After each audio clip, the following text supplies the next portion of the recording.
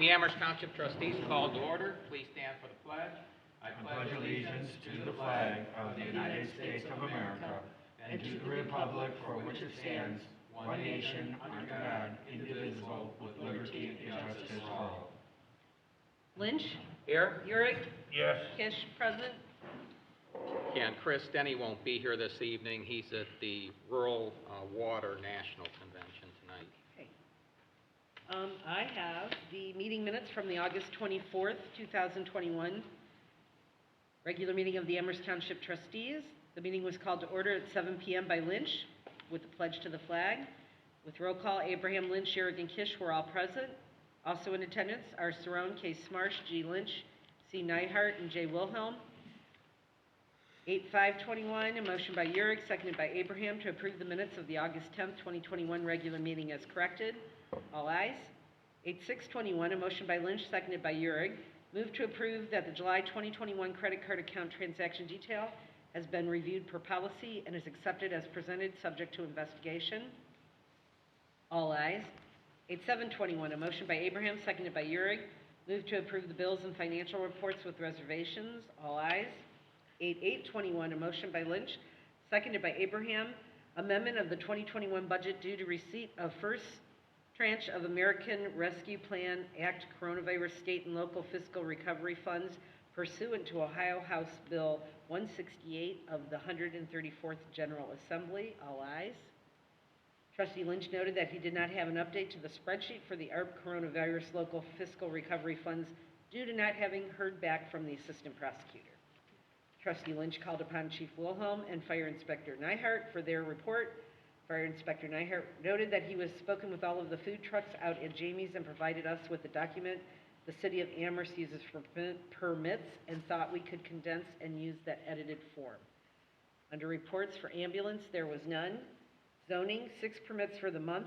The BZA has a meeting on August 25th, 2021 for a variance at 7 p.m. Zoning Commission will have a design review on September 7th, 2021 at 6:30 p.m.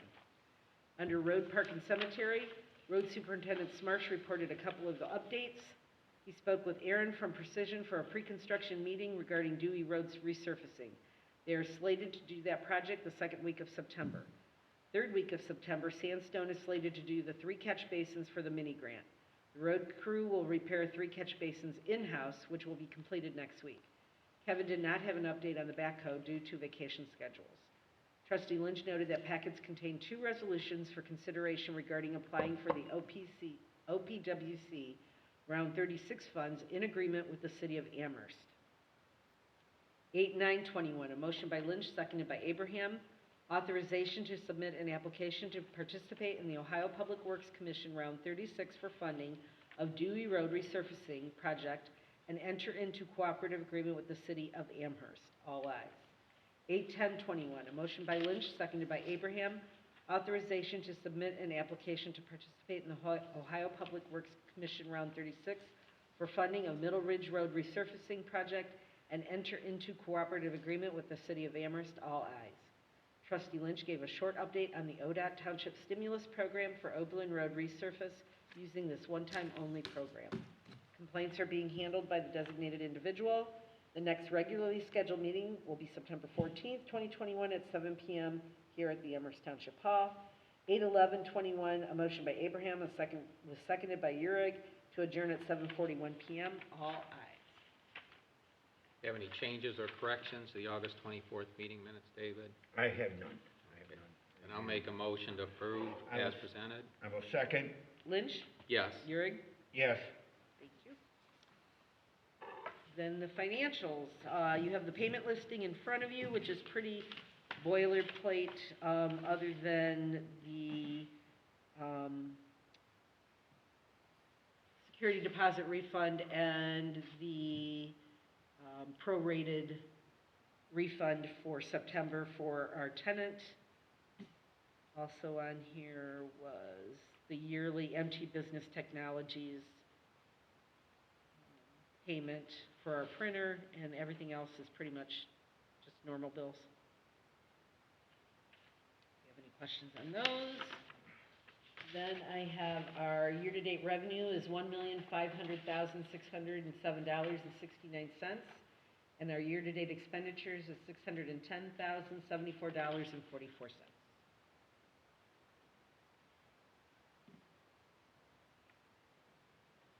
Looks healthy right now with the ARPA funds in there. Yes, it does. Hopefully we can get approval on some of the eligible uses. Okay, are there any questions on the bills or the financial reports there, David? No, that I don't. I'll make a motion to pay the bills and approve the financial reports with reservation. Second. Lynch? Yes. Yuri? Yes.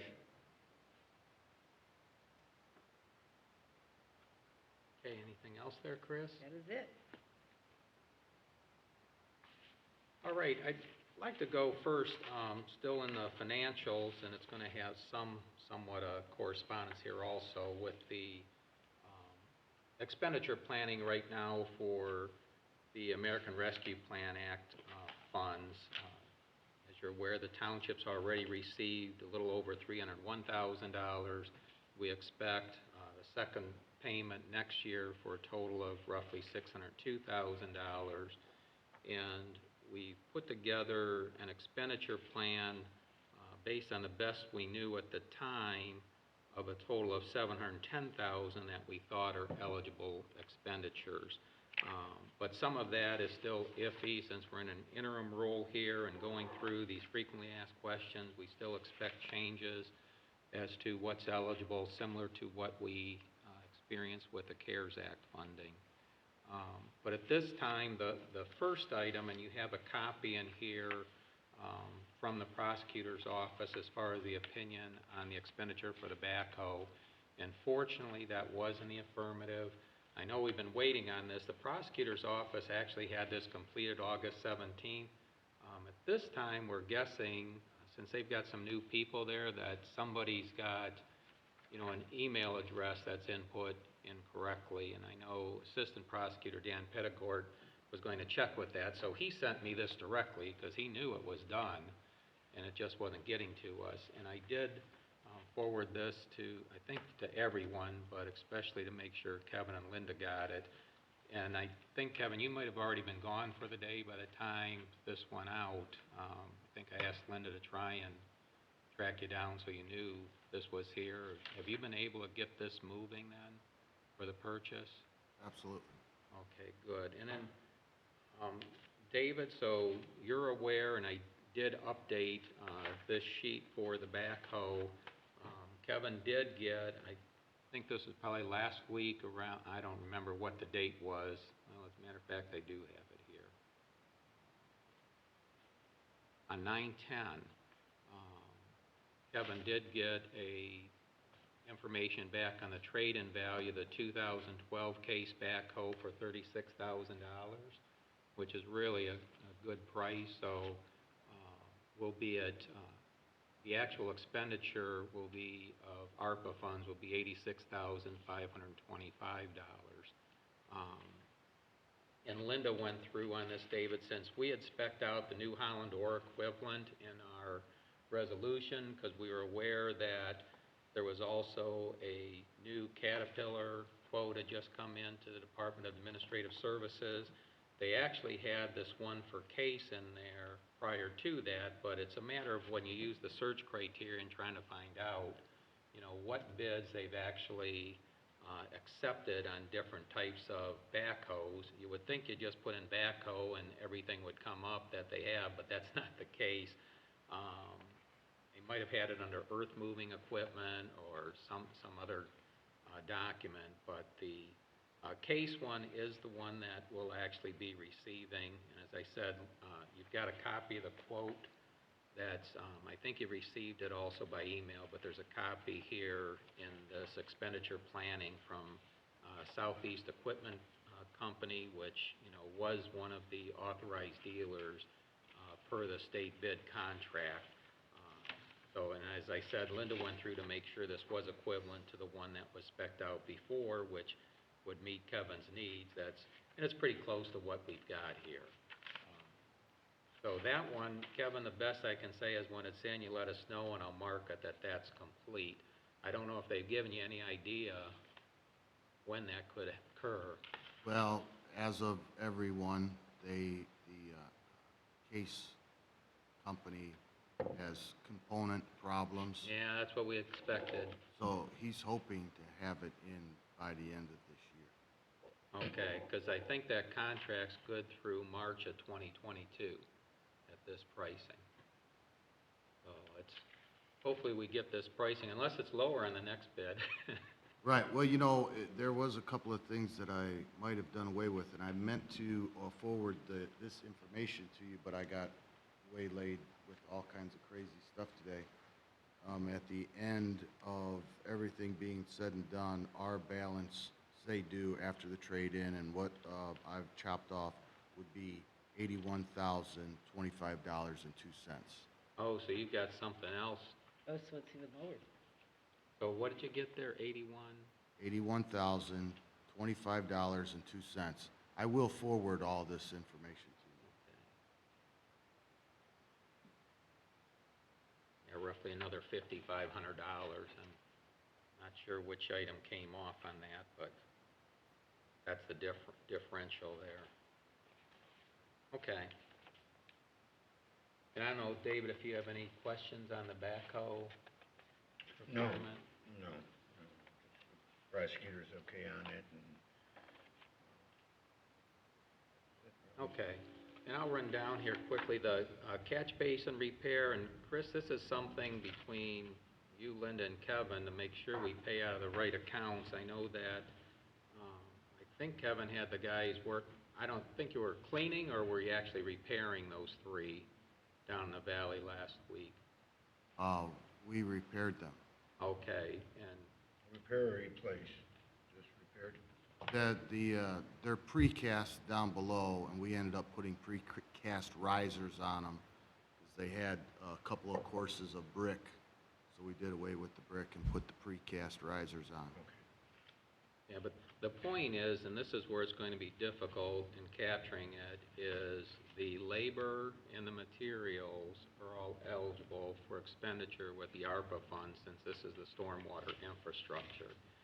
And I know Kevin's trying to work with the guys, make sure they identify in enough detail on the timesheets.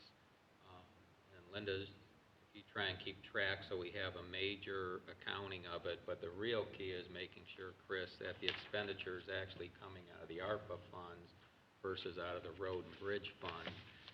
And I'm not sure with the For way, labor? including the labor, this is all for Okay, that's stormwater. gotta all be broken out. 'Cause I don't, I have to get all the ARPA funds back out of, it's all at Star Ohio. You mean as far as the ARPA funds? Yeah, it's, however you work, we just want to make sure we're using those for the eligible expenses. I do have a big breakdown of, in an amount, say as at least up to yesterday. So is that gonna be in the next timesheet? Yeah, that can be. Yeah, and realize that eligibility starts from March 3rd of 2021, and that's why if the timesheet doesn't have it for those periods, I mean, hopefully you can pick up materials, it'll just be an affidavit from Kevin explaining how much was expended, and I don't know how much that's going to be. But it only starts, and why March 3rd, that's the date they have listed here, so it's only expenditures from March 3rd on, and obviously, since they didn't approve this, until later, I think it was around July when we finally knew, or August, that we were even getting funded, you gotta go back in time to look at anything prior to that, as far as eligibility. That would be a reimbursement. That would be reimbursement, but it's just, I just wanna make sure the account, that you're keeping up on that, cause it can easily be lost. And we'd much rather use, as long as it's eligible, use the ARP funds to pay for it. Like some of these others, we know, like ditch tiling and restoration replacement, we know that's all eligible. All the ditch dipping, we know that's eligible. Street sweeping, to me, should be. It didn't ask for anything. That's gonna be a minor item. I don't know if we'll trouble the prosecutor on that, but we might. The big question is, I don't know that mowing is. But we wanted to get everything down as we could first, just in putting the ideas together, and then go after and decide, what's eligible, what's not eligible. I'm just gonna run down this list. The fourth one, like the Engle Ditch restoration, any portion we have to pay, that's definitely eligible. And we'll pay those with the ARPA funds. But as those quotes came in, I don't know how the county stormwater district's gonna look at that, because the bids actually came in well under the estimate. And I don't know if they're going to do like OPWC does, where you still have to pay a proportion, so that we have to pay funds, or if they'll say, well, we awarded this much in grants, so there is no expense to the township. I mean, we haven't had this situation, so in the past, so I don't know how the stormwater district's gonna look at that, Chris. But if we have to make any payment for that Engle Ditch restoration for this last phase, and our payment must have been around the $6,450 of our contribution, we'll pay those out of the ARPA funds. The Batten House ditch is only there, we don't have that project yet, but that's something we'd have to work on, because we have until 2024 to allocate and commit these funds until 2026 to expend them, which means the project would have to be completed. And as you're aware, with these ditch projects, are a long, slow, seems like a long planning horizon to get anything done on them. But with funding available, and that's one of our largest allocations, perhaps, working with the county stormwater district and county engineer, we can expedite this. But this is also going to require some interaction, cooperation with the residents along that ditch. Number 6, with the fire and first responder and EMS services, that's now in question. I did talk with the prosecutor on this. And you did see the formal request for an opinion. At this time, Mr. Petticourt's reluctant to give a written opinion, because if he was forced to give an opinion at this time, considering it from how the state auditor might look at it, it might be a negative opinion. He does agree from a federal standpoint, federal audit, he believes that it passed, but based on other information he's receiving from the state auditor, he's not so sure. So his recommendation is hold off, because he expects as things change, there's a chance, they'll adjust things as they did in the past and say that's eligible. Our only other option is, and this would be the trustee's decision, and I did discuss this with Mr. Petticourt, is, the trustees decide, what, we think it's eligible. Reading through the federal interim rule, it appears eligible. We watched the webinar, and I forget the attorney's name that was on there, and he even started talking about using presumptions versus that 50% of your time is expended on the COVID virus, and I don't know how any department can determine that, from a fire or EMS, that 50% of their time is COVID. But we can make the decision, hey, we're going to use our funds, protect the fire and EMS fund, but recognize that there's a chance when we get our next audit, would our next audit be coming in 2023 for 2021, Chris? That, since they go every 2 years? 2022 for 20 and 21, I think. So it'll be 2022, so probably like March through June, they'll be auditing in 2022 for 2020 and 2021.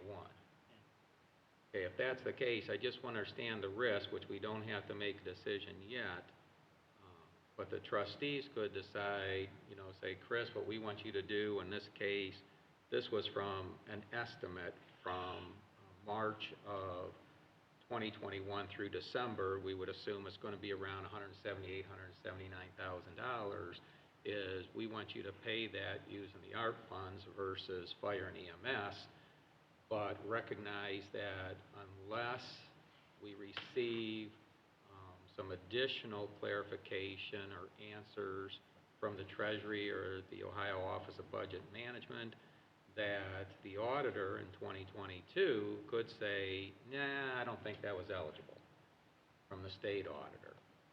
And we aren't receiving, it's only, I believe, $1 million and up where you get a federal audit. So this is a case where it could pass a federal audit, maybe not your state audit, and what we've got to first thing be considered is the state audit. So the worst that would happen is we'd have to then pay it out of the fire and EMS funds, but, you know, I don't know who we return the money to, you know, as far as use of the ARPA funds. But that's just so we'd understand the risk. If it comes to that, hopefully there'll be more clarification that'll make this much simpler as the CARES Act funds did. Yeah, the thing is, you want to keep money back, you know, in case they say, no, you shouldn't have done this, therefore you could Right. pay it back. And the second thing is, you want to cut yourself some time before the funds have to be spent so that you can use them for something else if you couldn't use them for fire. Well, see, this is the thing. Dan's taking the approach, and he's given Mr. Petticourt, the same thing to the county commissioners. You have till 2024 get these committed, 2026 to spend them. In our case, though, we're limited in what the township can use these for. So, you know, he's saying, well, hold off. If they give some clarification, then spend it. You're clean. The worst is we don't spend it. Well, okay, and we would get a hit. So from an audit thing, it might look cumbersome in the public view, but it's like, hey, we made the best judgment at the time, but okay, we can't spend it there. You move it back to the fund. We still have till 2024 if the audit occurs in 2022 to spend it on something else. And we would have the fire and EMS funds because that's one where we do have carryover. You know, the two funds we're really trying to protect here are the road and bridge fund and the general fund, because those are always, we try to keep enough to cover our first 3 months of the succeeding year as we're waiting for property tax to come in. Obviously, the cemetery funds always goes to empty. Solid waste usually goes to empty, but those are more minor funds anyway, and they get subsidized by the general fund also. But you're right, David, but just so we understand what's going on here, because I don't know, once we click over into 2022, we can't go back and be paying expenditures we had in 2021. So that's the issue we'll run into. Item 9, obviously, that's covered, but I only put in $0, or I'm sorry, I skipped item 7, the cleaning. That could be for the that's just the additional cost, because this is definitely a result of COVID. We still don't have Murray Ridge available to us, so you're talking very minor dollars though there, the additional dollars we have to pay for the added cleaning service. But just so you're aware, Chris, when those come in, you know, we can pay a portion of that over and above what the Murray Ridge charge was out of the ARPA funds. The reduction in general revenue, we're going to have to determine that, and Chris did print out the information for years 2017 through 2020, and I'll work with Linda to determine what, if anything's available there. Because as we said, we've had, with the adjustments in tax levies and whatnot, various other grants, you know, we haven't really seen a reduction in revenue, but the question might come, has the growth rate been less? And we also had the added gas tax. I mean, everything came in that same period of time, yet this legislation's written from a federal level. It's not looking at what your local is. But the federal legislation does give us a 4.1% growth rate to use if we don't want to default to what we actually experienced from 2017 through 2019 to get what our base year revenue is, to then see, did we have a loss in 2020? And realize that's all revenue we receive less the federal revenue, so the ARPA funds, the coronavirus relief funds, aren't included in that. Sanitizing products, obviously, but I don't see us buying any more. We've probably got more than enough here, hopefully to last through this. Parks, definitely, it specifies for certain items there, and this might be a little high, putting in this 10,000, but Linda knows for sure the work that her and Kevin did as far as some of that upgrade for, they actually got some grant money to help in the repair of the maintenance. So whatever the net differential is, Chris, that'll have to be sent to you so we can pay for that out of the ARP funds. Sandstone Joint Ambulance District, this is definitely eligible. Unfortunately, Denny's not here, so I'm going to have to talk with him because this has to be run through the Sandstone Joint Ambulance District because though the total expenditure, and this is for the ventilation equipment that we would purchase for Life Care Ambulance, which also would have the means of wirelessly communicating the equipment to the emergency room doctor prior to arrival, so they've got all the information, can be communicating both ways. You know, that's $64,000 just in equipment, but this we split up just as the previous equipment we purchased from the CARES Act funds for Life Care. Our contribution would be roughly $19,000 out of the $64,000, since we're approximately 30% of the population. But again, Chris, when that comes in, it's just to pay it out of the ARP funds. Don't know that we'll ever need any deep cleaning. I know some of the schools just went through this when they were seeing some increases, but Linda had received costs before, so we just threw some in as a just in case. Yard waste collection, this is a question because one of the things in your stormwater infrastructure, it definitely has to have a cleaning component to it. If people don't bring their yard waste to the township area and we don't pick it up at the curb, right now, what are their options? What do they do? So grass you can mulch, that's pretty simple. But as far as the bushes and the trimmings, and the people that do pick up their grass, well, they could fit it in the one tote we give them, which may or may not fit. And if they don't do that, where does it usually end up? You know, it's where you throw it in the alongside everything, which then eventually it's going to end up in the stormwater. So we don't know if that's eligible or not. That's something we would definitely want to find out about. But if you read the document directly from our stormwater district, they talk all about the yard waste and getting that picked up and not throwing it into the ditches or into the fields.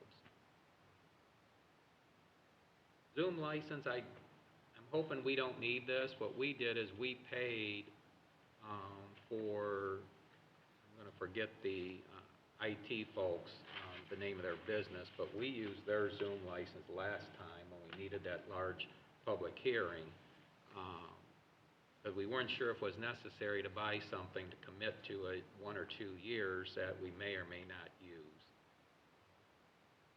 Website signage, still don't know if any of that will be eligible, and we didn't allocate anything. The newsletter, this might go up. We are looking at it that if we're talking about the stormwater and cleanliness, which we include in every single one, to educate, we're required under the MS4 Phase 2 regulations by the EPA, we are required to educate our residents and also receive information from them. That's why we put the information in the newsletter. That's why we include it on our agenda here for the second meeting of every month. So the way we're looking at it is a portion of that should be covered with the ARPA funds.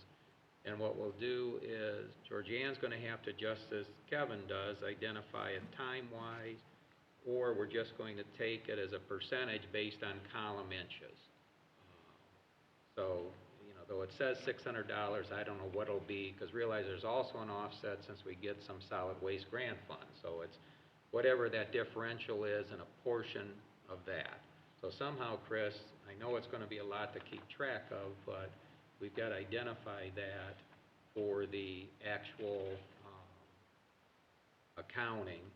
And then the township administrator, obviously, we're going to take a portion of Chris's time. We can't use your time, Chris, because you're an elected official. But the portion of Linda's time and keeping track of this, yes, it can be. I think those are the key points I want to bring up right now. Is we're going to hold off probably on the fire fund till we see how this evolves before we make any expenditure.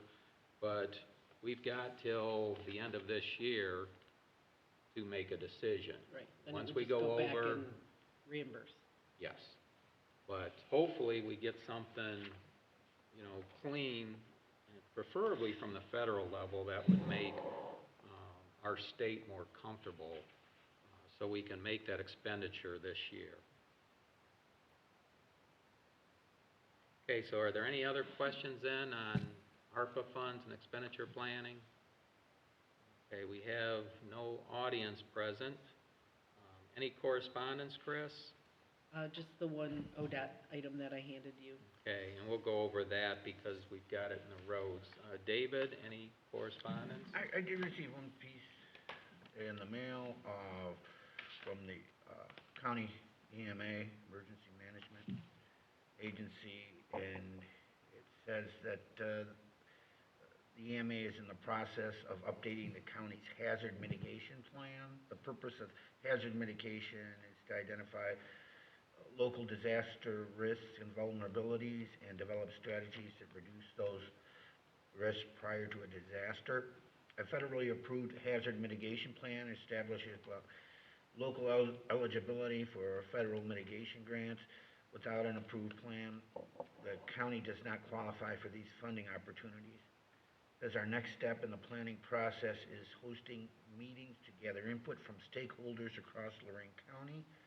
Community input is an important component of this plan and helps us identify mitigation strategies that are customized to each jurisdiction's needs. We have 3 opportunities for you to provide input on behalf of your jurisdiction or organization. Each input is scheduled to last 1 hour. All meetings will be held at the Lorraine County EMA Operations Center, 322 North Gateway in Elyria, and these are all scheduled for tomorrow, the 15th. And they're at 10 to 11, 2 to 3, and 6 to 7. Information provided in these sessions will be incorporated into a hazard mitigation plan for the county.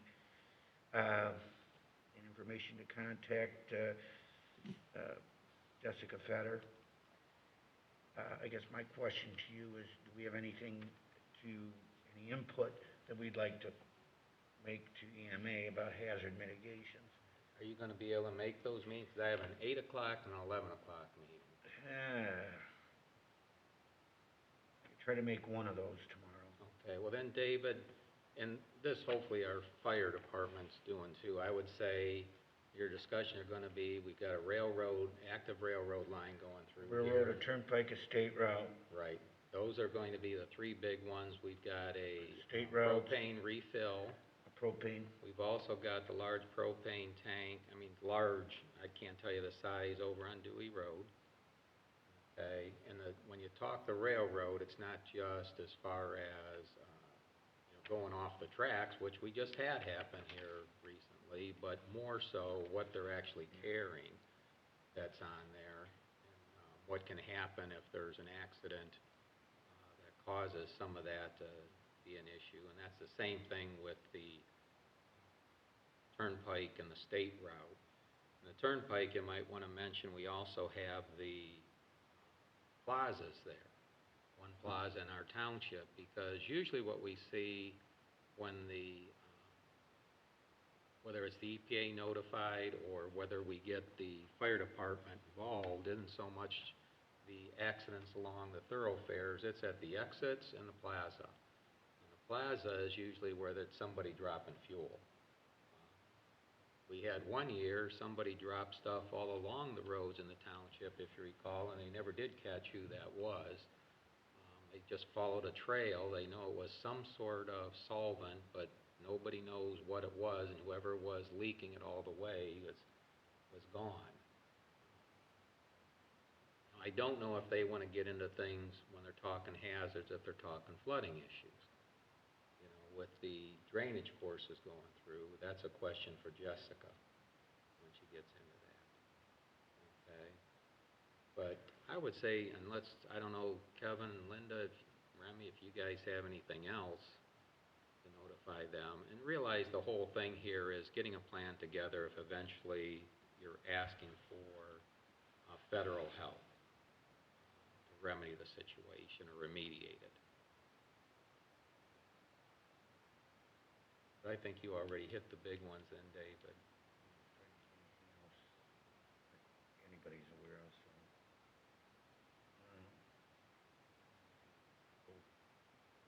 One of those meetings tomorrow. Okay. Some kind of a comment. Okay. All right, is that it? That's all I have under correspondence. All right, move on to zoning, Remy. Had 6 permits for the month so far. However, we're going to upgrade it to 9. I have 3 permits on my desk that I haven't processed yet. They just came in tonight. Also, on the 7th, there was a design review by the zoning commission. They approved Bob's tree service for his pole barn, and I also gave him a permit for it the next day. So he's waiting on a permit from Tom Horseman.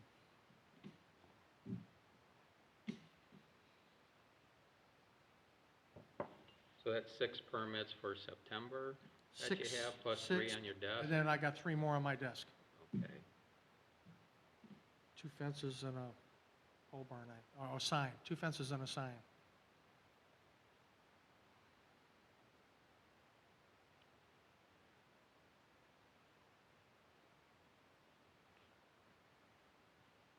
All right, are there any questions for Remy? Okay, well, in hearing none under the zoning board of appeals, it's, I did have, and it's somewhat sad, I received a letter of resignation from Kirsten Hill. I was hoping to see Kirsten since I received this, but haven't. I haven't had the opportunity to call her, at least I haven't taken that opportunity yet. But I do want to respect her wishes here. Kirsten's actually been part of our Board of Zoning Appeals for over 15 years.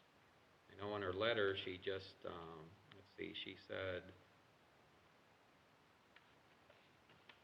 for her several years ago, so she probably wasn't even aware how long she was on the board, but I went back to check. And it was back in 2006. And she not only served the board as a member, many of those years she was a chairperson. She took an active role in the training that was provided by the prosecutor's office, and then even helped in the upgrade of the various forms and the process here for the Board of Zoning Appeals. So it's, you know, it's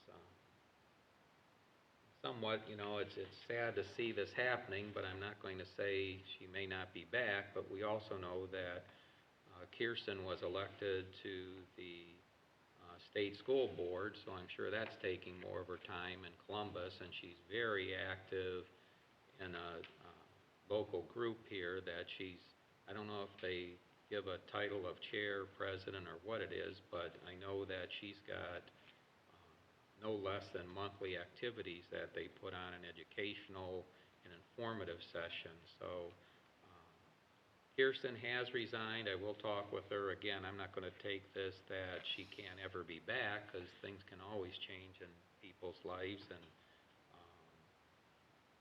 but with that, this resolution is accepting the resignation of Kirsten Hill, and then we have Steve Osterlenke, who's our current first alternate, is promoting Steve from the first alternate to board member as a successor to fulfill Kirsten's term. And that term right now expires December 31st of 2024. I'll go ahead and bring this resolution to the floor as presented. Second it. And you have any questions or comments then, David? No. Lynch? Yes. Yurg? Yes. That is 9-3. 9-3? Yep.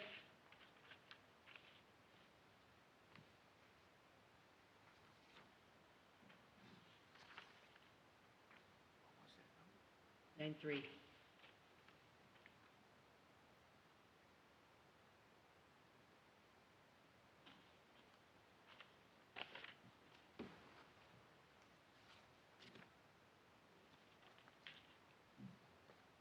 Okay, roads, parks, and cemetery, Superintendent Marsh.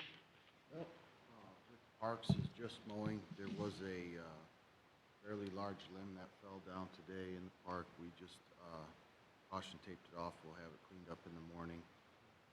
With the cemetery, we're keeping up with the mowing, and Linda will let you know about a grant that we received that she worked real hard on and got the numbers and all the wording hashed out there, and so it's going to be a good situation there. I see you're smiling anyway. Absolutely. Thursday, Precision will be on Dewey Road between Middle Ridge and Park Avenue, Ackerman Road. They'll be milling it off. They're hoping to pave it back on Friday, but he's thinking that it probably wouldn't be until Monday when it does get put back. But they are slated for Thursday to be milling off. The catch basins that were in Hidden Valley that we rebuilt, it ends up that there's 4 of them now that are complete, and I'm hoping Friday morning to have the concrete poured back to them. The dumpsters are ordered for October 14th, 15th, and 16th for dumpster days. Other than just keeping everything cleaned up and all up to par for maintenance-wise, that's all I have. Hey, David, do you have any questions for Kevin? None at this time. I do have an item, but we'll wait till Linda reports on the item you referenced there, Kevin. Linda, on cemeteries?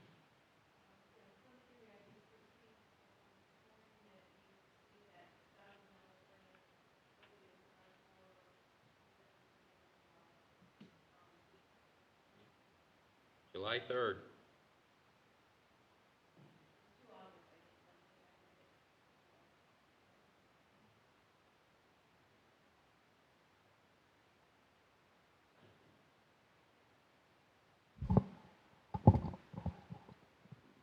I think we're having some technical difficulties. Okay. So we received our $1,000 award, and we are to use it for repair and reset monuments, and it says specifically only, because that's what we applied for. It does say in here, I had mentioned to you when I sent the email this morning about needing signatures, but it appears that I'm the only one that has to sign it, and I will sign that and get that turned in tomorrow. It does say on here in the fine print that we cannot do any of the work until we get our funds, which could be 4 to 6 weeks from the time I return this paperwork. So Still before the snow flies. Kevin's aware of it. We're hopeful to get it mid-October and have a few nice days. If not, worst-case scenario, we'll have to do it in the spring. But the amount that I had turned in was like $1,200 and something, which included the backhoe time, the labor time, the materials.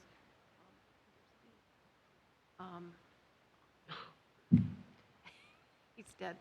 And we got 1,000, so we're just gonna have to just pay it out of the cemetery fund, the extra $200. Okay. Other than that, I have not heard on the NOPEC Green Ribbon Award yet. I'm expecting that any day. That was at $2,500. That will go toward the lighting.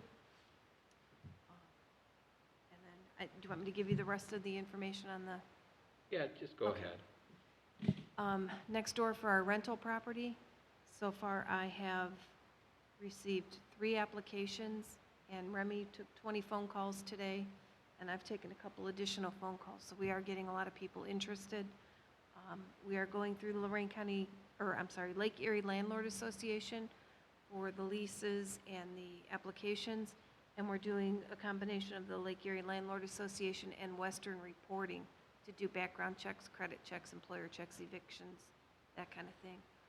They will give us a yay or nay on whether or not these people are in what they feel qualified financially and/or with their background checks whether they would be a good candidate. Okay, good. Hopefully we get someone that's as steady as the last one. Yeah, we hope so.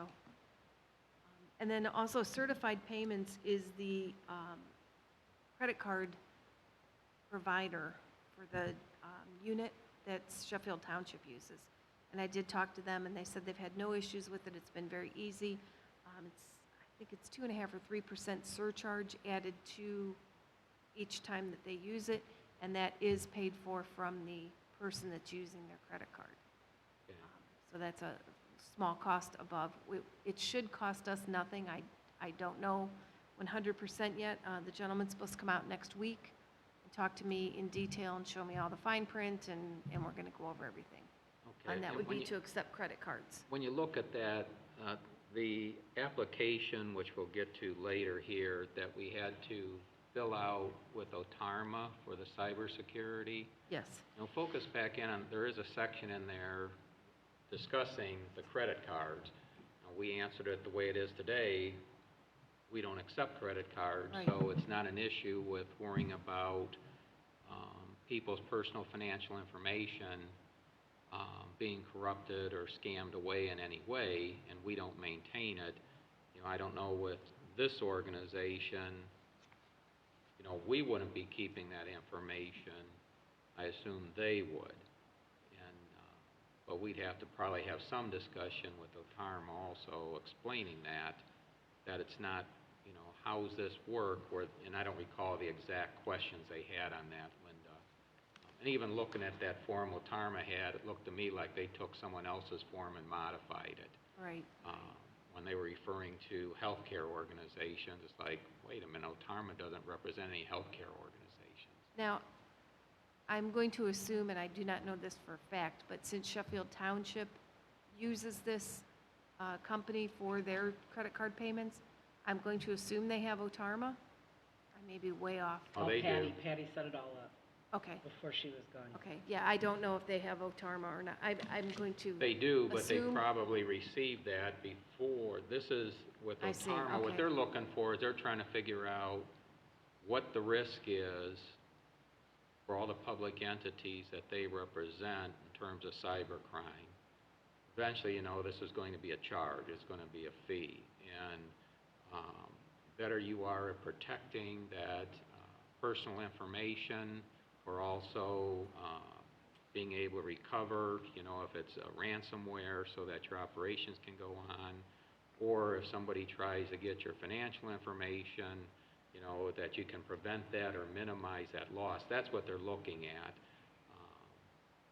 So I just, right now, being able to allow people to pay by credit card will be a tremendous convenience to our residents and the businesses that do business with the township. We also have to recognize, make sure we don't create any risk here, because by not accepting it, hard to say our risk is minimal, because the whole thing on Otarma was all dealing with cybersecurity. It wasn't completely electronic, because they also want, offices locked up, computers to turn down. But, we only require checks, which is odd to me how that can be more secure when you got the routing number and account number on the check. Yeah, these are all questions that we're going to go over. Okay, When the good. gentleman comes in. Good. And I'll look into all of it. It looks like it would probably be helpful to us, but again, like I said, we're going to Definitely be convenient to look the, into it. We have a lot of people that come in residents. now and are not prepared with the check, and they want to pay cash. And sometimes some of our, like Remy's commercial building permits for Mr. Horseman are, $300 and something. And they either want to pay cash or credit card, yeah. and they don't have checks. Or if they do have checks, they're at home in a checkbook somewhere, that they don't carry them with them anymore. And I know personally, I don't carry my checkbook. So, Okay, and see if there's anything written they have as far as any policy in using them, because, we had to write a policy on the use of credit cards that the township can use, and that's very detailed. We go through on our second meeting each time and approving it to Right. try and meet what the statute is. This is a whole different thing now. It's, I don't know how the auditors will look at this. I'm sure they're used to doing it, but if if this organization has a policy to explain things, that we don't have to reinvent the wheel. So I'll bring it to you the next meeting after I talk to this gentleman. Okay. Great.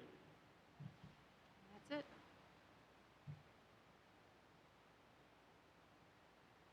All right, well then I want to come back to Kevin. Under roads, I left it open there for September, though it may move to October, is this ODOT Township Stimulus Program. Chris did receive in the mail a document. I don't know if it's any more than what we've received already through the OTA. This does give a much nicer print than what I had printed out before, had Linda print out on the scoring methodology. But Kevin, I'm probably going to give this to you.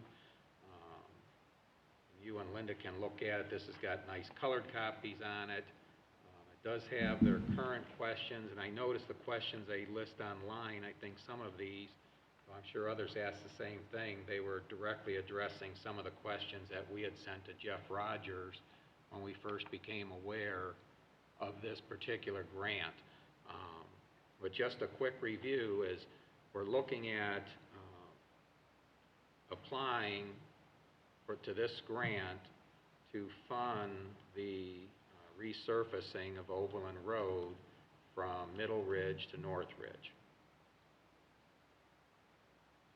Unless you come up with some other better use, or there's a chance timing-wise we can't, because right now that's the road we've delayed the longest, and some of it because the county was working out an agreement with the city of Lorraine for the implementation of sewers. When I last spoke with Bob Kleiber, he confirmed, as you had indicated in a previous meeting, Kevin, when you entered the pre-construction meeting for Hampshire Farms, is that they only have the design for the sanitary, they being the county, for the section going south from Hampshire Development to K Drive. They did not have the detailed engineering done yet to go north from Hampshire Farms to the State Route 2 overpass. Well, timing-wise, we have to have this grant application in by the middle of November. I'll back it up. We've got to ask, and I assume it'll most likely be Sean from the County Engineer's Office, has to give us estimates for this resurfacing. We obviously don't want to do this until the sanitary sewers are in, because we don't want to, repave a road and then have it torn up. If that's the case, and we may have to, from a cost standpoint, is split it up, so we might be asking for an estimate for from Middle Ridge to the State Route 2 overpass, and from the State Route 2 overpass to North Ridge, those two, and then one that does the whole thing. Because we realize that will affect things in terms of those costs. We might be asking for 3 estimates. Then we need to know the timing of how the county's doing this, so that when we apply for this grant, we can do it right. We also can, and I think I've included you on all the emails from the past, Jeff Rogers did indicate that 2 things that could impact us. One is that, yes, we can do this in combination with the Ohio Public Works funds. But his question back was, okay, if you did that, you weren't awarded Public Works Commission funds, would the project then be dead? Well, all depends how much they'd give us. This one-time stimulus fund will fund up to $250,000, which will cover a good portion of this, but if we ask for $250,000, our question is, well, can you give us, is there a potential you can say, well, no, we'll give you $50,000? The answer is yes. They could only give us partial request. Well, if we only receive $50,000, and we then have Public Works Commission money to add to it, the project would pretty much be dead, because we wouldn't have enough internal funds to complete it. So there's a lot of complications with this one, and we've got to make a decision, and I'll be looking for County Engineer's Office to give us guidance, but when I had first called Bob Kleiber on this, they weren't even aware this program was out there yet. Now, there's been more information, and I don't know if they received a copy of this. Now that ODOT's sending this out, I hope they are. And unfortunately, I didn't mark down the date, but there is a webinar coming up on this also. If you look at the communications from the Ohio Township Association, and I imagine if you look up the ODOT stimulus, township stimulus, you'll see the website. I imagine it's on there also for their webinar. But again, I don't know if the webinar will tell us anything more than what we know already, but you know, we might learn something from it. But I guess then for Kevin, for you, the question is, you know, does Oberlin Road seem to you, assuming the timing works out with the county projects, the most likely route for, you know, in the application for this grant? Absolutely, I would think so, because we're coming down to basically. And some of it's our need, which road needs it. The other thing is what gives us the best scoring opportunity. It's over 3,000 daily traffic on that, you know, based on that short period of time that they put the traffic counter out there. You know, I think they only got 48 hours because, as you're aware, it was in the wrong place the first time. Correct. That's all they had it set for too, though. You're looking at the Middle Ridge Road from Corey west to Brownhelm, you know, is another step, say, which is not going to have the traffic on it, and it isn't in that bad a shape. Yeah. There's really, at this point, with the projects that we already have lined up, what's been happening over the past years, is Okay. really the only Well, just sensible alternative. Yeah, and let's think about it too, in the timing of the funding. We applied for a grant for OPWC funds through District 9 for funding in 2022 that we'd have to pay our portion for. Then the city of Amherst also applied in this round, and both of these are joint projects for Middle Ridge, but not expecting the project to be done until 2023. So assuming both of those are successful projects, and I think the way the numbers are, they're definitely there, and they both have loan components on them, is we would have to pay one in 2022 and one in 2023. And the way this program works, if we could do it correctly, we could apply for OPWC for next year, 2022, for funding in 2023 as a portion of this. And that's what I'd be looking at Bob to help us with. And if we have, because this money here, you don't have to match. But if we could get that, perhaps we could get this road done, you know, in something where we can afford it. For 2023. Yeah, it'd be in 2023. Yeah, I don't, you know, even with them not having the plan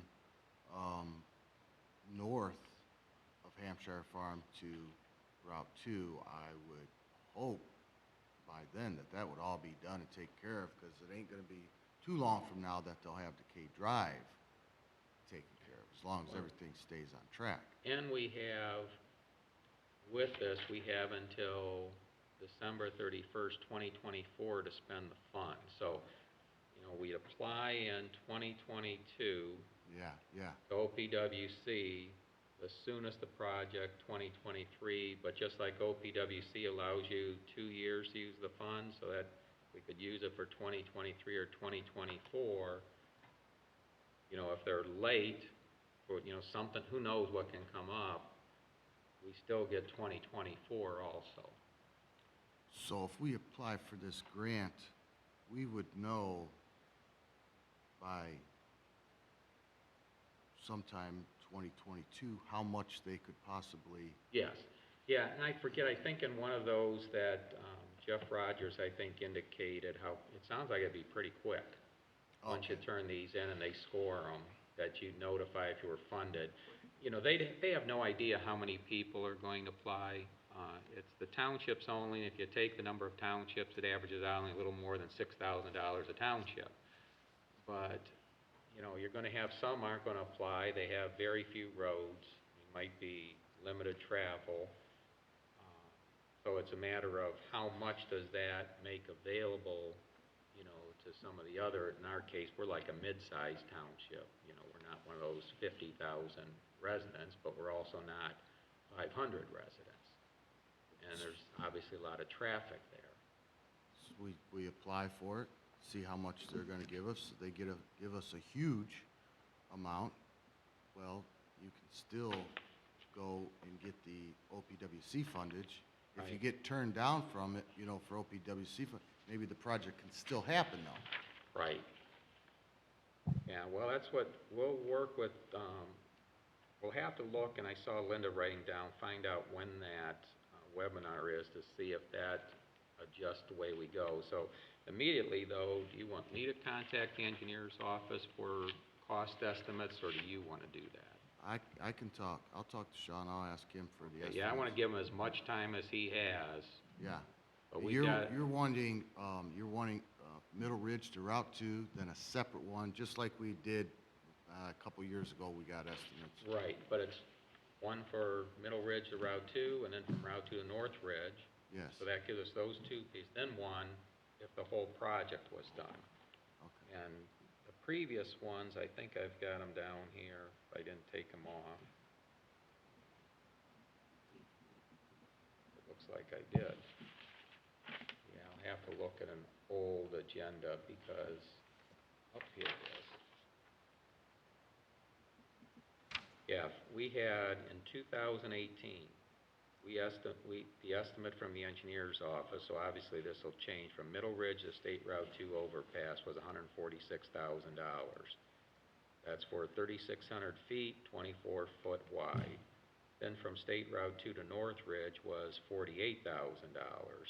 That's same 24 foot width, but for 1,300 feet. So you got a total here of $194,000 in 2018.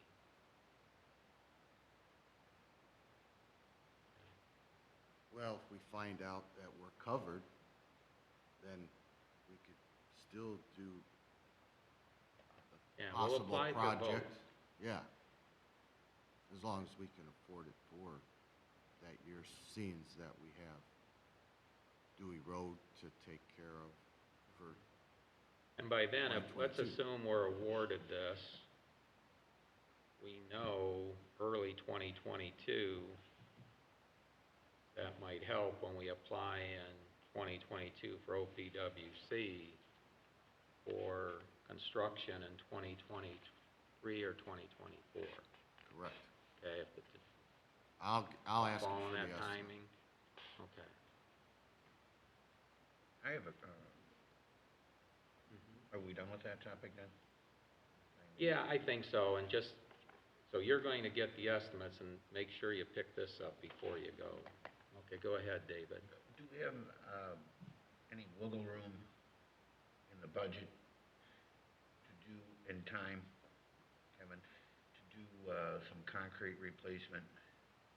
I'm afraid, you know, we haven't done a concrete replacement in down the Hidden Valley for a couple of years now. The roads, you know, we're holding our own down there, but I'm afraid if we don't keep up, at least do something that will suddenly be hit with a large amount of pavement failure. And I don't want to get that way. So my question then is, if we could work on doing something, if even if it's like $10,000 or $15,000 down there, just replace some of the bad sections and work on a few things here, a few things there, just keep up on it. And I'm afraid if we wait till we get a grant or something, do some concrete down there, then, you know, it could be 3-4 years more before we get something down there.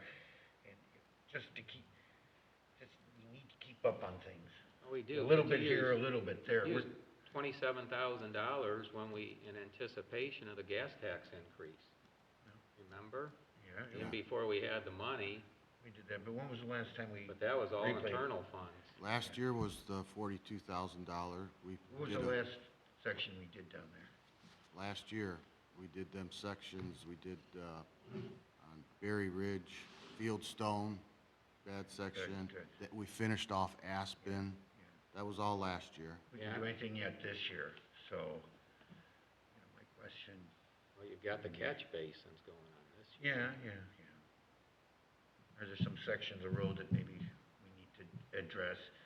I'm not talking hundreds of thousands of dollars, I'm just talking a couple sections here, a couple sections there.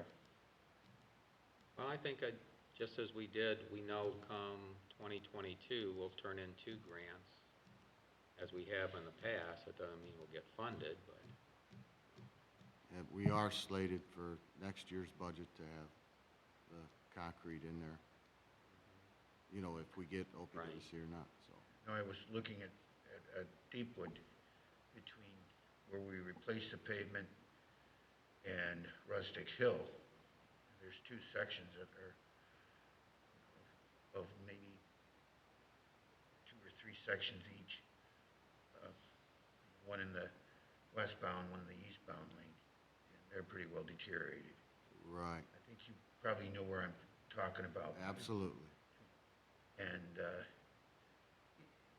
little blocks of road here, little blocks of road there.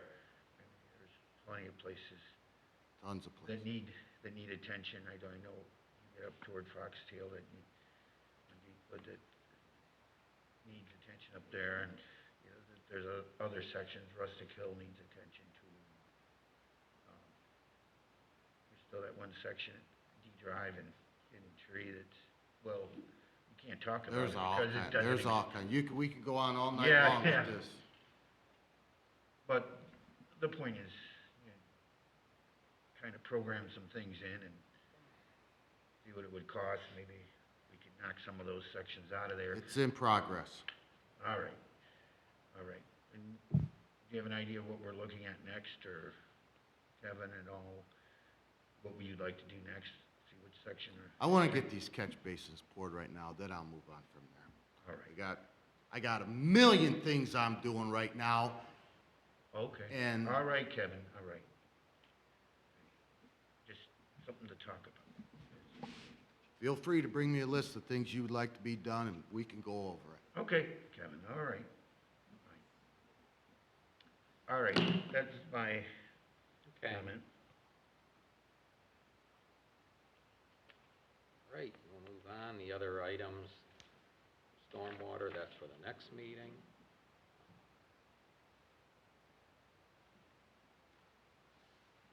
I guess, Remy, on the complaints, the only one we have left is about property maintenance down on Fieldstone. Yeah, I took a look at that. That's actually solved. I've been trying to get a hold of that gentleman. I'm gonna try again tomorrow, see if I can talk to him and tell him. Okay, so you want me to leave this on here then? No, you can take it off.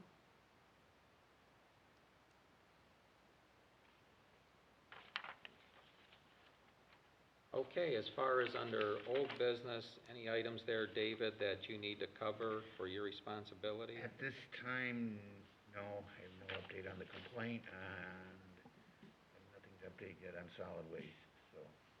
Okay.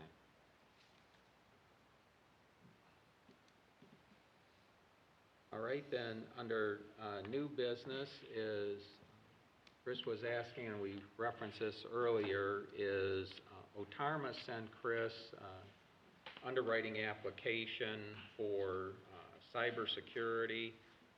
So you do have at your place, and you received this by email, this is a resolution authorizing, resolution of authorization to sign the Otarma cyber underwriting application and declare that the statements contained in the information and materials provided to the pool in conjunction with this application in the underwriting of this coverage are true, accurate, not misleading. And without going through all the detail, this is authorizing the fiscal officer, Christine Kish, to complete and sign the attached Otarma cyber underwriting application declares that, and again, that they're true and accurate. So I'm not going to read through the details here, but this was, I believe, was 17 pages of very detailed information, and there were portions that only Chris could fill out, and portions that she had Linda and Georgianne fill out. I know I spent quite a few hours with Georgianne going through this, I think almost 5 hours, and trying to identify where we had the policies, where we didn't have the policies, because we use this, it's very detailed. We thought, okay, as frustrating as it is when you receive these things, we had to keep focused. They're trying to determine what the risk is for all the communities they represent in terms of cybersecurity. So from this, we also saw where we've got some holes or some gaps in our policy. Also, we haven't been real good with, we said before, we're going to make sure there's annual training. Well, we haven't had anybody that has access to any of the PCs, personal information, the internet here that's changed. It would seem odd you'd be going through the same type of training.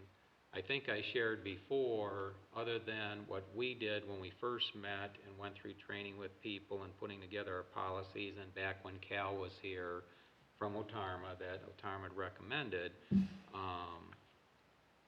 is that I'd asked Lorraine County Community Alliance, hey, this is something all the townships are required to do. I'm sure the municipalities have to do. The larger municipalities can either have their own staff or hire organizations to go in and do this type of testing. Realize when I say testing and training is that it's actually even to testing in terms of, in the normal course of your business, I send something and see, will Linda or Kevin or Remy or Chris or David or anybody respond to this when they shouldn't, and say, hey, by the way, this was a phishing scam, or this was potential ransomware, whatever the case might be, or social engineering, you really shouldn't have done or perhaps consider this. I know Virginia Haynes said they might look at that, but I haven't seen anything since. But I was looking at, in official sites, what we might have that's reasonable to no cost, yet still effective. Well, the Federal Trade Commission has some real good information out there.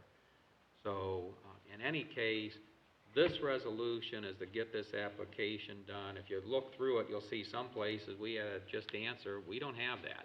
And one of them is that actual testing. We just don't do it. I don't know how many townships, other than the very large ones, are actually doing it. But what we can do is improve in this. Wherever we saw a hole, is Georgianne has a list of policies that we need to get together, and then once we get them together, it's going to require that everybody understand those policies.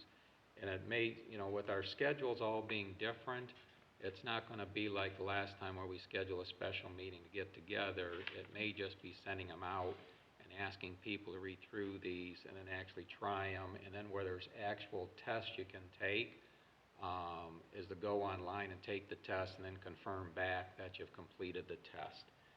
And the nice thing about the test is the ones from the Federal Trade Commission, they're short and multiples, and they immediately tell you if you provided the right answer or the wrong answer on there. So what this is, though, to get this rolling is we believe we put this together as the best we could with the information available. So it's just authorizing Chris to send this in, David. I don't know what ultimately this is going to mean in terms of additional costs of the township. So I'm going to make the motion that authorizes Chris to sign the Otarma Cyber Underwriting application. I'll second. No comments, then roll call, Chris? Lynch? Yes. Euring? Yes. That is 9-4.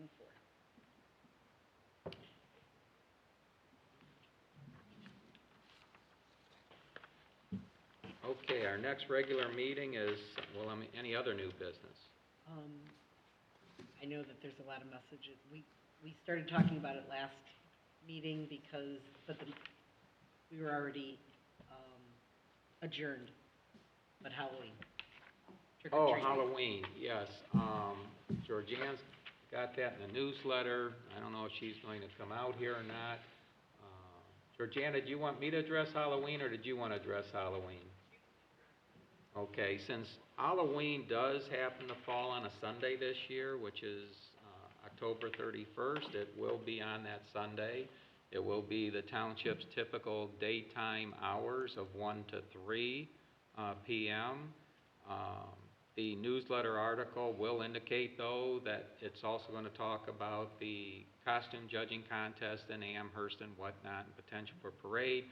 But it gives the out with the situation with what's going on with COVID. We can't commit that that's what it'll be come October 31st. People are going to have to check, and it references where to check to make sure things are still happening. But based on the information we have today, we see no reason why Halloween can't be held on Sunday, October 31st from 1 to 3 p.m. As always, the direction will be, if people are going to participate, turn on your porch light. If you don't want to participate, don't turn your light on. And the kids are pretty good about, only going to homes that have the lights on. I know last year, in the midst of COVID, it was odd. It was probably the lowest attended Halloween we've ever seen, both in people participating, giving out candy, and children coming through looking for candy. So who knows what this year will be, but as of right now, it will be on Sunday, October 31st, 1 to 3 p.m.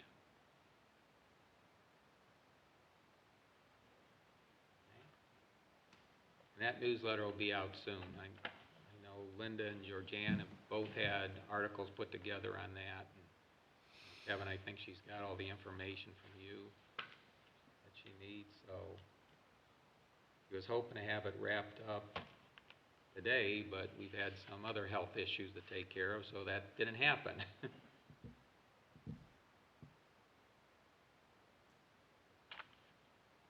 Okay, any other questions then, Chris? Nope, that was, All right, then our next regular meeting will be on Tuesday, September 28th. That's 7 p.m. Any need for a work session? Okay. Any need for an executive session, David? No, I have none at this time. Okay, then I'm going to make a motion to adjourn. Second. Lynch, Yes. Euring, Yes.